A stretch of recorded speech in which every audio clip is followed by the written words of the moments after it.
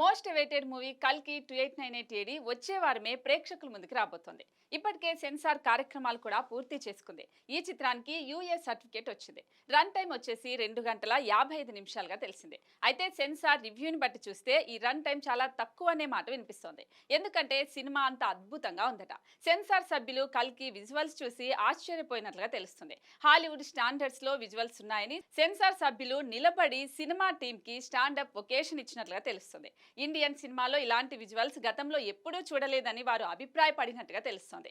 అదేవిధంగా story line కూడా చాలా ఇంప్రెసివ్ గా యూనిక్ గా ఉందని, అది ఖచ్చితంగా సినిమాని విజయ తీరాలకు నడిపిస్తుందని అన్నారట.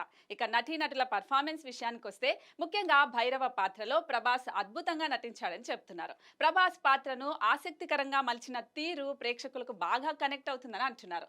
ఇక అశ్వత్థామగా అమితాబ్ బచ్చన్ అలాగే కమల్ హాసన్ పాత్రలు కూడా చాలా బాగున్నాయని, ఎలా అయితే వాళ్ళని లెజెండ్స్ అని మనం భావిస్తూ ఉంటామో అలాగే చూపించారంటూ అలాంటి పాత్రల్లోనే అదరగొట్టినట్టుగా చెప్తున్నారు. ఇక సినిమాలో డ్రామా కూడా బాగా వర్కౌట్ అయిందని, అయితే బ్యాక్గ్రౌండ్ స్కోర్ విషయంలో ఇంకొంచెం ఇంప్రూవ్ అయితే బెటర్ గా ఉండేదని అన్నారట.